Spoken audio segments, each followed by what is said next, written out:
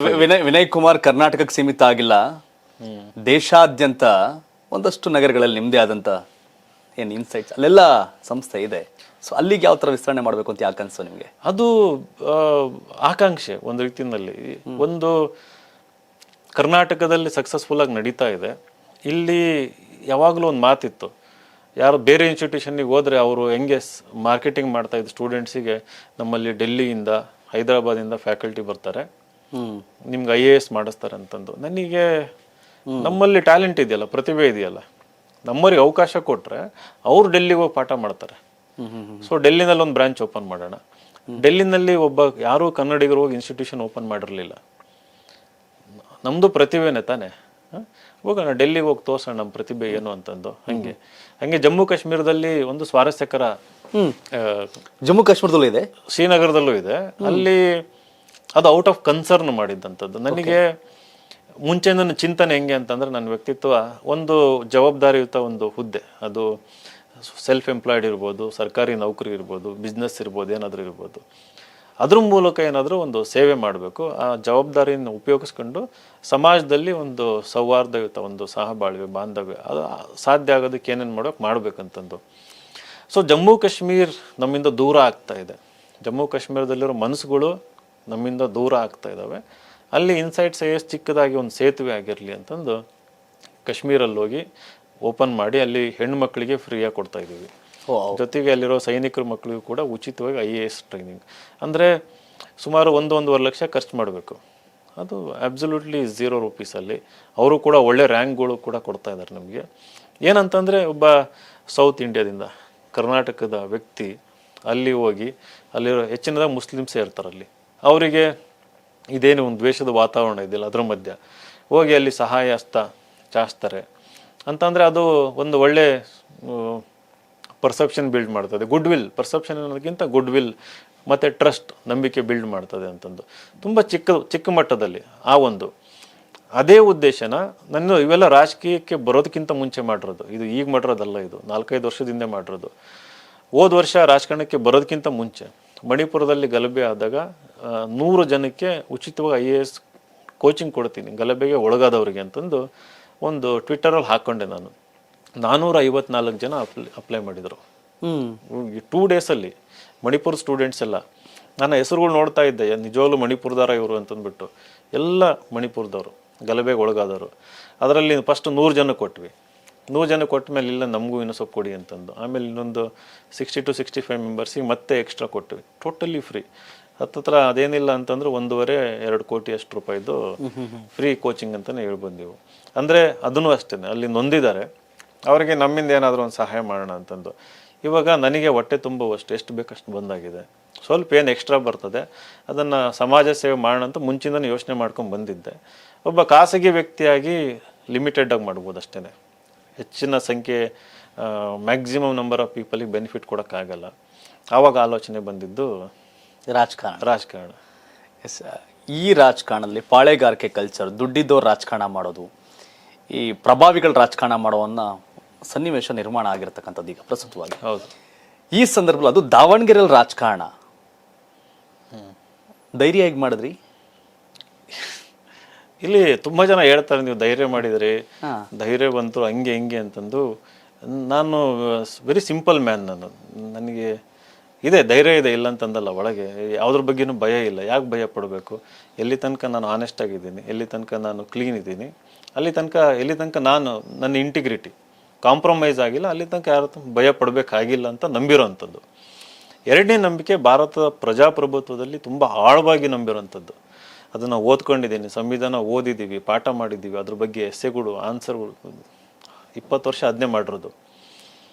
ಅದರಲ್ಲಿ ಅಂಬೇಡ್ಕರ್ ಆಶಯ ಏನಿತ್ತು, ಒಬ್ಬ ಕಟ್ಟಕಡೆ ವ್ಯಕ್ತಿ ಕೂಡ ಅತ್ಯುನ್ನತ ಮಟ್ಟಕ್ಕೆ ಏರಬೇಕು ಅಂತ ಒಂದು ವ್ಯವಸ್ಥೆನ ಅವರು ಸೃಷ್ಟಿ ಮಾಡಿ ಸಂವಿಧಾನದ ಮೂಲಕ ಹೋಗಿದ್ದಾರೆ. ಅದು ಸಾಧ್ಯ ಆಗಬೇಕು ಅಂತಂದಾಗ ನಾವು ಪ್ರಯತ್ನ ಪಡಬೇಕು. ನಾವು ಶಿಕ್ಷಣ ಇಲ್ಲದೆ ಇರೋದ್ರಿಂದ ಎಷ್ಟೊಂದು ಜನ ಪ್ರಯತ್ನ ಪಡಲ್ಲ. ಕೆಲವೊಬ್ರು ಹಣ ಇಲ್ಲ ಅಂತಂದು ಪ್ರಯತ್ನ ಪಡಲ್ಲ, ಕೆಲವೊಬ್ರು ಸಪೋರ್ಟ್ ಇಲ್ಲ ಅಂತ ಪ್ರಯತ್ನ ಪಡಲ್ಲ. ನನಗೆ ಶಿಕ್ಷಣ ಸಿಕ್ತು, ಒಂದು ಮಟ್ಟದಲ್ಲಿ ಹಣನೂ ಮಾಡಿದ್ದೀನಿ, ಜೊತೆಗೆ ಸಮಾಜದಲ್ಲಿ ಒಂದು ಸಾಧನೆ ಅಂತಲೂ ಮಾಡಿದ್ದೀನಿ. ಇಷ್ಟೊಂದೆಲ್ಲ ಮಾಡಿದ ಮೇಲೆ ಇಲ್ಲಿ ಧೈರ್ಯದ ಪ್ರಶ್ನೆಗಿಂತ ಹೆಚ್ಚಾಗಿ ಒಂದು ಪ್ರಾಮಾಣಿಕ ಪ್ರಯತ್ನ ಮಾಡಬೇಕು. ಕೂತು ಆರ್ಮ್ ಚೇರ್ ಕ್ರಿಟಿಕ್ ಆಗೋದ್ರ ಬದಲು. ಯಾಕಂದರೆ ಸಿಸ್ಟಮ್ ಹದಗೆಡ್ತಾ ಇತ್ತು. ನನ್ನ ಕಣ್ಣು ಮುಂದೆನೇ ಪ್ರಜಾಪ್ರಭುತ್ವ ಒಂದು ಕಗ್ಗೊಲೆ ಆಗ್ತಾ ಇದೆ, ಸಮಾಜದಲ್ಲಿ ಶಾಂತಿ ಇದ್ದಿದ್ದು ಅದು ಭಂಗ ಆಗ್ತಾ ಇದೆ. ಸೊ ಇದಕ್ಕೆ ಮತ್ತು ಓವರಾಲ್ ರಾಜಕಾರಣ ನೀವಾಗಲೇ ಹೇಳಿದ್ರಿ, ಕೆಲವು ವ್ಯಕ್ತಿಗಳಲ್ಲಿ ಕಾನ್ಸಂಟ್ರೇಟ್ ಆಗ್ತಾ ಇದೆ, ಯಾವುದೇ ಪಕ್ಷ ಆಗಿರ್ಬೋದು. ಮತ್ತು ಇನ್ನೊಂದು ಪಾರ್ಲಿಮೆಂಟಲ್ಲಿ ಡಿಬೇಟ್ ಇರ್ಬೋದು. ನಮ್ಮ ಪರವಾಗಿಲ್ಲ, ಕರ್ನಾಟಕದಲ್ಲಿ ಒಂದು ಒಳ್ಳೆ ಡಿಬೇಟ್ ನಡೀತದೆ ಪಾರ್ಲಿಮೆಂಟಲ್ಲಿ, ಎಸ್ಪೆಷಲಿ ಕೆಟ್ಟೋಗಿದೆ ಈ ಸರಿ 30-35 ದಿನ ಅಷ್ಟೇ, 365 ದಿನದಲ್ಲಿ ಸೆಷನ್ ನಡೆದಿರೋಂಥದ್ದು. ಅದರಲ್ಲೂ ಮೀನಿಂಗ್ಫುಲ್ ಡಿಸ್ಕಷನ್ ಆಗಲ್ಲ. ಮತ್ತು ನಮ್ಮ ಈ ಕಾನ್ಸ್ಟಿಟ್ಯೂಷನಲ್ ಬಾಡೀಸ್ ಅವುಗಳು ಕೂಡ ಆಟೋನಮಿ, ಇಂಟಿಗ್ರಿಟಿ ಏನಿದೆ ಅವನ್ನು ಕೂಡ ಕಳ್ಕೊತಿದ್ದಾವೆ. ಹಿಂಗಿದ್ದಾಗ ನಾನು ಬರೀ ಪಾಠ ಮಾಡ್ತಾ ಕೂತ್ರೆ ಆಗಲ್ಲ. ಸೊ ನನ್ನ ಹುಟ್ಟೂರು ದಾವಣಗೆರೆ, ಅಲ್ಲಿ ಹೋಗಿ ಒಂದು ಪ್ರಾಮಾಣಿಕ ಪ್ರಯತ್ನ ಮಾಡೋಣ ಅಂತಂದು ಸುಮ್ಮನೆ ಮುನ್ನುಗ್ದೆ ಅಷ್ಟೇ. ನಾನು ತುಂಬ ಜನ ಎದುರಿಸಿದ್ರು ನಿಜವಾಗ್ಲೂ, ಅಲ್ಲಿ ಹಾಗಿದೆ, ಹೀಗಿದೆ, ಹಿಂಗಿದೆ, ಹಂಗಿದೆ ಅಂತ. ನಾನು ನೋಡಲಿಲ್ಲ, ಏನೂ ನೋಡಲಿಲ್ಲ. ನಾನು ಸಮಸ್ಯೆಗಳು ಯಾವುದೂ ಕಾಣಲಿಲ್ಲ. ಸಮಸ್ಯೆ ಯಾವಾಗಲೂ ನಮ್ಮ ಓನ್ ಸೃಷ್ಟಿ. ಅದು ಇನ್ನೊಬ್ಬರು ಸೃಷ್ಟಿ ಮಾಡಿರುತ್ತೆ, ನಾವು ನಮ್ಮೊಳಗೆ ತುಂಬ್ತಾನೆ ಸಮಸ್ಯೆನ. ನಮ್ಮ ಮುಂಚೆಯಿಂದನೂ ಒಂದು ಗೋಡೆ ಹಾಕೊಂಡಿರ್ತೀನಿ, ಸ್ವಂತ ಯೋಚನೆ ಮಾಡೋದು. ಯಾವ ಸಮಸ್ಯೆನೂ ಕಾಣಲಿಲ್ಲ. ಓದೆ, ಪ್ರಯತ್ನ ಮಾಡಿದೆ, ವಂಡರ್ಫುಲ್ ಎಕ್ಸ್ಪೀರಿಯನ್ಸ್. ಯಾರೂ ಅಪೋಸ್ ಮಾಡಿಲ್ಲ. ಇದು ಸಮಾಜ ಸೃಷ್ಟಿ ಮಾಡಿರೋದು. ಯಾರೋ ಅಪೋಸ್ ಮಾಡ್ತಾರೆ, ನಿಮ್ಗೆ ಎದುರಿಸ್ತಾರೆ, ಹೆಂಗೆ ಅಂದು ಇಲ್ಲ, ಆ ಥರ ಇರೋದಿಲ್ಲ. ಅದು ಇವಾಗ ಇನ್ನೊಬ್ರಿಗೆ ಆಗ್ಬೋದು, ಅದು ಅವ್ರ ವ್ಯಕ್ತಿತ್ವದ ಮೇಲೆ ಡಿಪೆಂಡ್ ಆಗುತ್ತೆ ಅನಿಸುತ್ತೆ. ಸೊ ನನ್ನ ವ್ಯಕ್ತಿತ್ವಕ್ಕೆ ತಕ್ಕಂತೆ ನಾನು ನಡ್ಕೊಂಡು ವಿನಯತೆಯಿಂದ, ಎಲ್ಲೂ ನೆಗೆಟಿವ್ ಮಾತಾಡ್ದಂಗೆ ನನ್ನ ಪಾಡಿಗೆ ನಾನು ಓದೆ. ಎಲ್ಲರೂ ಇಷ್ಟಪಡ್ತಿದ್ದಾರೆ, ಯಾರೂ ಅಪೋಸ್ ಮಾಡಿಲ್ಲ. ಹಾಗಾಗಿ ನೀವು ಮೊದಲನೇ ಪ್ರಶ್ನೆ ಕೇಳಿದ್ರಲ್ಲ, ಎಲ್ಲ ಕಡೆ ವಿನಯ್ ಕುಮಾರು, ನಮಗೇನು ಖುಷಿ, ಒಂಥರ ವಿಯರ್ಡ್ ಅನಿಸುತ್ತೆ. ಎಲ್ಲ ವಿನಯ್ ಕುಮಾರ್ ಅಣ್ಣಂಗೆ ಎಲ್ಲ ಜೈಕಾರ ಹಾಕ್ಸೋಣನಲ್ಲ ನಾನು. ಅದು ನೋಡಿದಾಗಲೂ ಏನೋ ಒಂಥರ ಅನಿಸುತ್ತೆ, ಬಟ್ ಖುಷಿ ಆಗ್ತದೆ. ಯಾರೋ ಟೋಟಲ್ ಸ್ಟ್ರೇಂಜರ್, ನನಗೂ ಅವ್ರಿಗೂ ಪರಿಚಯ ಇಲ್ಲದೆ ಇರೋರು ಇವತ್ತು ವಿನಯ್ ಕುಮಾರ್ ಅಂತವರು ಪಾರ್ಲಿಮೆಂಟಿಗೆ ಹೋಗ್ಬೇಕು ಅಂತ ಅಂದಾಗ ನನಗೆ ಯಾಕೆ ಖುಷಿ ಆಗುತ್ತೆ ಅಂತಂದರೆ, ಸಮಾಜದಲ್ಲಿ ಒಳ್ಳೆತನ ಇವಾಗಲೂ ಜೀವಂತವಾಗಿದೆ. ಅವ್ರಿಗೊಂದು ಧ್ವನಿ ಬೇಕಿತ್ತು, ಆ ಧ್ವನಿಗೆ ಒಬ್ಬ ಪ್ರತಿನಿಧಿ ಬೇಕಿತ್ತು. ಅವರು ಸಿಕ್ಕಿದ್ದಾರೆ ಅಂತ ಅವ್ರು ಭಾವಿಸ್ಕೊಂಡು ಇವತ್ತು ಆ ಧೈರ್ಯ ಅವ್ರು ತೋರಿಸ್ತಾ ಇದ್ದಾರೆ, ಎಲ್ಲ ಕಡೆ ಹೇಳ್ತಾ ಇದ್ದಾರೆ ಅಂತ. ಯಾಕೆ ಕಾಂಗ್ರೆಸ್ ಪಕ್ಷವನ್ನೇ ಆಯ್ಕೆ ಮಾಡ್ಕೊಂಡ್ರಿ? ಕಾಂಗ್ರೆಸ್ ಪಕ್ಷ ನಾನು ನವೋದಯ ಶಾಲೆಯಲ್ಲಿ ಓದಿದ್ದು, ಜವಾಹರ್ ನವೋದಯ ವಿದ್ಯಾಲಯ. ಆ ನವೋದಯ ಶಾಲೆಯಲ್ಲಿ ನನಗೆ ಪ್ರವೇಶ ಸಿಗಲಿಲ್ಲ ಅಂದಿದ್ರೆ ನಾನು ಇವತ್ತು ಇಲ್ಲಿ ಕೂರ್ತಿರ್ಲಿಲ್ಲ. ಕಕ್ಕರುಗೊಳ್ಳದ ಯಾವುದೋ ಹೊಲದಲ್ಲೋ ಎಲ್ಲೋ ಕೂಲಿ ಮಾಡ್ಕೊಂಡು, ದನ ಕಾಯ್ಕೊಂಡು. ನನ್ನ ಕ್ಲಾಸ್ಮೇಟ್ಸ್ ಎಲ್ಲ ಹಂಗೆ ಆಗಿರೋದು. ಯಾರು ನವೋದಯಕ್ಕೆ ಎಂಟ್ರೆನ್ಸ್ ತೊಗೊಳ್ಳಿಲ್ಲ, ಎಲ್ಲ 9th 10th ಆದಮೇಲೆ ಬಿಟ್ಟು ಇವತ್ತು ದನ ಕಾಯ್ತಿದ್ದಾರೆ, ಕೂಲಿ ಮಾಡ್ತಾ ಇದ್ದಾರೆ, ಹಂಗಾಗ್ತಾ ಇತ್ತು. ನವೋದಯ ಶಾಲೆ, ಉಚಿತ ಶಿಕ್ಷಣ, CBSE, ಇಂಗ್ಲೀಷ್ ಮೀಡಿಯಮ್, ಒಳ್ಳೆ ಕ್ವಾಲಿಟಿ ಫುಡ್ಡು, ಯೂನಿಫಾರ್ಮ್, ಏನೆಲ್ಲ ಕೊಟ್ಟಿಲ್ಲ. 7 ವರ್ಷ ನಮಗೆ ಒಂದು ಜೀವನ ಅದು ಸಾಗಿಸೋದಕ್ಕೆ ಕೊಡೋದ್ರ ಜೊತೆಗೆ ಮುಂದೆ ಜೀವನ ಹೆಂಗೆ ಕಟ್ಕೋಬೋದು ಅನ್ನೋ ಒಂದು ಕಲೆ, ಒಂದು ವ್ಯಕ್ತಿತ್ವ ಎಲ್ಲ ನಮಗೆ ಕೊಟ್ಟಿದ್ದಂಥ ನವೋದಯ. ಆ ನವೋದಯನ ಹುಟ್ಟಾಕಿದ್ದು ರಾಜೀವ್ ಗಾಂಧಿಯವರು. ರಾಜೀವ್ ಗಾಂಧಿ ಕನಸಿನ ಕೂಸದು ನವೋದಯ. ಊಟಿನಲ್ಲಿ, ಡೆಹ್ರಾಡೂನಲ್ಲಿ ಶ್ರೀಮಂತರ ಮಕ್ಕಳು ಒಳ್ಳೆ ಶಿಕ್ಷಣ ಪಡಿತಾರೆ ದುಡ್ಡು ಕೊಟ್ಟು. ಅದೇ ಶಿಕ್ಷಣ ಹಳ್ಳಿ ಮಕ್ಕಳಿಗೆ 75% ರಿಸರ್ವೇಷನ್ ಇರುತ್ತೆ ಹಳ್ಳಿ ಮಕ್ಕಳಿಗೆ ಅಂತ, ರೂರಲ್ ಸ್ಟೂಡೆಂಟ್ಸಿಗಲ್ಲಿ. ಹಳ್ಳಿ ಮಕ್ಕಳಿಗೆ ಸಿಗಬೇಕಂತಂದು ಕನಸು ಕಂಡಂಥ ಮಹಾತ್ಮ ಅವರು ರಾಜೀವ್ ಗಾಂಧಿ. ಅವರು ಆ ಕನಸು ಕಾಣೋದೊಂದಾಯಿತು. ಆ ಯೋಜನೆ ಸಿದ್ಧಪಡಿಸಿ ಅದನ್ನು ಅನುಷ್ಠಾನ ಮಾಡೋದು, ಆಮೇಲೆ ಅದು ಚೆನ್ನಾಗಿ ನಡ್ಕೊಂಡು ಹೋಗೋ ಥರ ನೋಡೋದು ಇದೆಯಲ್ಲ, ಅದು that is the real leader. ಖಂಡಿತ. ನಮ್ಮ ಮಂಡ್ಯ ಜಿಲ್ಲೆಲ್ಲೂ ನಮ್ಮೂರ್ ಪಕ್ಕನೆ ವಿದ್ಯಾಪೀಠ ಅಂತಿದೆ, ಅಲ್ಲಿ ನವೋದಯ. ಓಕೆ. ಅಲ್ಲಿ ನಮ್ಮ ಬಹಳ ಪರಿಚಯಸ್ಥರು, ಮತ್ತೆ ಅಲ್ಲಿ ಸೀಟ್ ತಗೋಬೇಕು ಅಂತ ಬಹಳ ಗೊತ್ತಿಲ್ಲ. ನಾನು ಎಕ್ಸಾಮ್ ಬರ್ದೆ, ನಾನು ಫೇಲ್ ಆದೆ, ನನಗೆ ಅವಕಾಶ ಆಗಲಿಲ್ಲ. ಆ ಒಂದು ಗ್ರ್ಯಾಟಿಟ್ಯೂಡ್, ಯಾಕಂದರೆ ಜೀವನ ಭಾಳ ಕಷ್ಟ ಇತ್ತು ನಮಗೆ ಆ ಟೈಮಲ್ಲಿ. ಇಷ್ಟೊಂದೆಲ್ಲ ಕೊಡ್ತೀವಿ. ಇವಾಗಲೂ ಕೂಡ ಕ್ಲೋಸೆಸ್ಟ್ ಫ್ರೆಂಡ್ಸ್ ಯಾರು ಇದ್ದರೆ ನವೋದಯ ಶಾಲೆಯಲ್ಲಿ ಅವರು, ನಮ್ಗೆ ಗೊತ್ತಿಲ್ಲ SC ST ಅಂತಂದವರೆಲ್ಲ ಓದಬೇಕಾದ್ರೆ. ನಮ್ಮ ಕ್ಲಾಸಲ್ಲಿ SC ST ಅಂತ ಯಾರು ಅಂತ ಗೊತ್ತಿರಲಿಲ್ಲ. ಒಂದೇ ಪ್ಲೇಟಲ್ಲಿ 5 ಜನ ಕೂತ್ಕೊಂಡು ಊಟ ಮಾಡ್ತಾಯಿದ್ವಿ. ಈಗಲೂ ಸಿಕ್ಕರೆ ಹಂಗೆ ಮಾಡ್ತೀವಿ. ಎಲ್ಲಾದರೂ ಸಿಕ್ಕರೆ ಒಂದೇ ಪ್ಲೇಟಲ್ಲಿ. ಈಗಲೂ ಕೂಡ ನಾವು ಕ್ಯಾಸ್ಟ್ ಕೇಳಲ್ಲ. ಅಪ್ಪಟ ಜಾತ್ಯತೀತವಾಗಿ ಬೆಳೆದಿದ್ದು, ದ್ವೇಷ ಮಾಡೋದು ಗೊತ್ತಿಲ್ಲ ನಮಗೆ, ಪ್ರೀತಿ ಮಾಡೋದು, ಯಾಕಂದ್ರೆ ಕಲಿಸಿದ್ದಂಗೆ ಅದನ್ನು.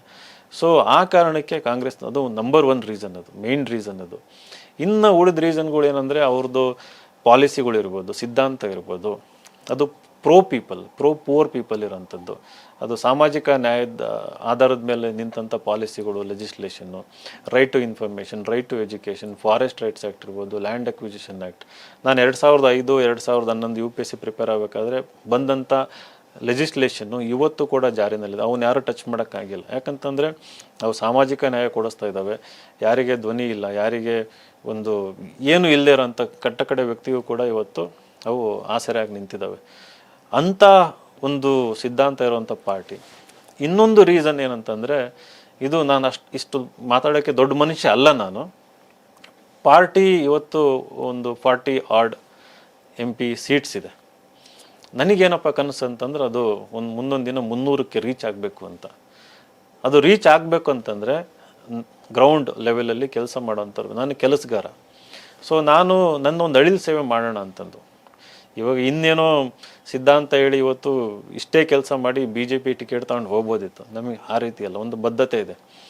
ಇಲ್ಲಿ ಮುಂದೊಂದು ದಿನ ಕಾಂಗ್ರೆಸ್ ಪಕ್ಷ ಬೆಳೆಸಬೇಕು ಅಂತಂದು ಯಾಕಂದ್ರೆ ನಾವು ದೊಡ್ಡವರಲ್ಲ, ನಮ್ಮ ದಾವಣಗೆರೆ ಮಟ್ಟದಲ್ಲಿ ಬೆಳೆಸೋಣ ಮೊದಲನೇದಾಗಿ. ನಾಳೆ MP ಆದಾಗ ರಾಜ್ಯದ ತುಂಬ ಪ್ರವಾಸ ಮಾಡಿ ಅಲ್ಲೂ ಕೂಡ ಬೆಳೆಸೋ ಪ್ರಯತ್ನ ಮಾಡೋಣ ಅಂತಂದು ಆ ಒಂದು ಆಸೆ ಇದೆ. ಯಾಕಂದರೆ ನಮಗೆ ಒಂದು ಜೀವನ ಕೊಟ್ಟ, ಅನ್ನ ಕೊಟ್ಟ ಒಂದು ಪಕ್ಷ ಇವತ್ತು ಬೆಳಿಬೇಕನ್ನೋದು ನಮ್ಮ ಆಸೆ. ಹಾಗಾಗಿ ಕಾಂಗ್ರೆಸ್ ಪಕ್ಷ ಆಯ್ಕೆ ಮಾಡಿದ್ದೀನಿ. ತುಂಬ ಚಾಲೆಂಜಿಂಗ್ ಇದು, ಬಟ್ ನಮ್ಗೆ ಕಾನ್ಫಿಡೆನ್ಸ್ ಇದೆ.